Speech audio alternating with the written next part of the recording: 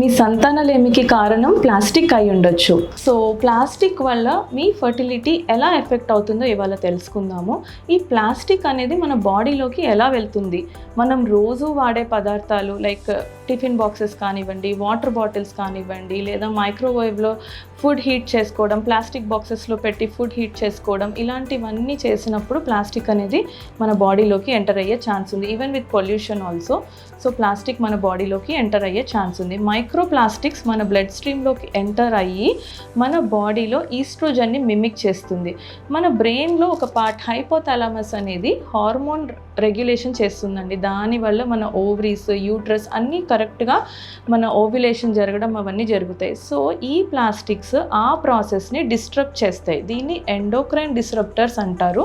So ప్రాపర్గా egg development జరగదు, ప్రాపర్గా ఓవ్యులేషన్ జరగదు. దీనివల్ల ఎగ్ క్వాలిటీ తగ్గిపోవచ్చు, PCOS రావచ్చు. ఈవెన్ మగవాళ్ళలో కూడా ప్లాస్టిక్ సెమైనల్ ఫ్లూయిడ్లో ఉన్నట్టు కనిపెట్టారు.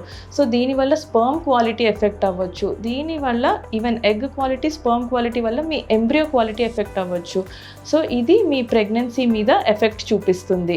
సో దీనికి మనం ఏం చేయగలమంటే కాన్షియస్గా ఉండి ప్లాస్టిక్ తక్కువ వాడడము, హెల్దీ ఫుడ్ తీసుకోవడము, బ్యాలెన్స్డ్ డైట్ మెయింటైన్ చేయడము, అండ్ ఎవ్రీడే ఎక్సర్సైజ్ చేయడం, అండ్ ప్లాస్టిక్ ఉన్న ఐటమ్స్ ఏవి కూడా అవాయిడ్ చేయడము, ప్రాపర్గా స్టీల్ కానీ, సెరమిక్ కంటైనర్స్ కానీ, గ్లాస్ కంటైనర్స్ కానీ ఇలాంటివి యూజ్ చేయడం వల్ల ప్లాస్టిక్ని మనం తగ్గించుకోవచ్చు. Thank you.